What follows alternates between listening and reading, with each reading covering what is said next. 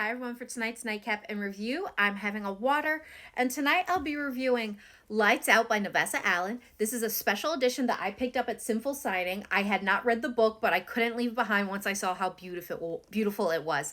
I also got to buddy read this with my girls, Sam and Evie. They're going to be tab below. Make sure you're following everybody. And of course, I'm always going to give my honest opinion, and I really did enjoy this. These are the tropes, and these are the content warnings.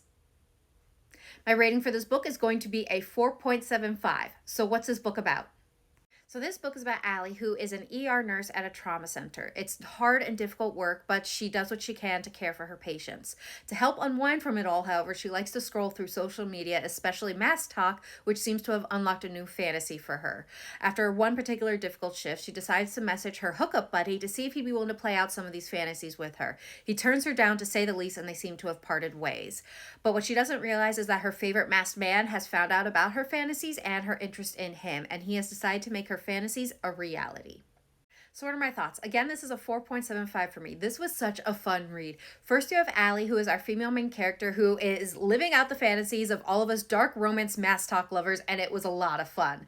Then you have Josh, who is our male main character, who I will admit, he is a golden retriever, but he's a golden retriever I really enjoy because I need a little edge to my main characters.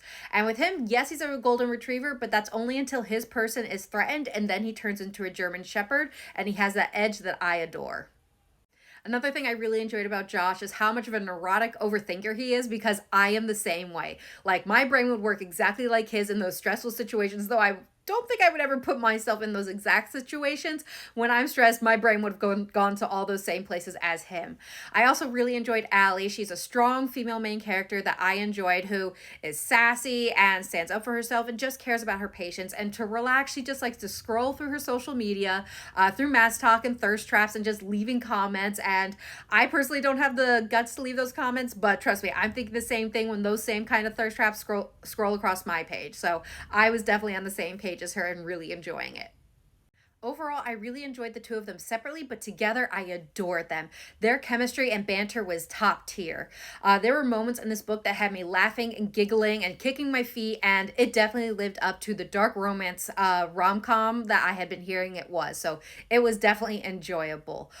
There was definitely this one scene in the book that I'm not going to give away spoilers, but for me just encompassed everything I loved about this book. It was the car scene after her long shift, with him having his golden retriever moments but turning into a German Shepherd during one moment, him overthinking and being neurotic, trying to think of all of her needs that she could possibly have during this car ride, while even making sure she feels safe even if it doesn't work for him in some ways. I'm again trying not to give things away. And also their banter and how it turned a stressful moment into a funny moment, and then how that it evolved into a hot moment. That scene, I think, is my favorite throughout the whole book.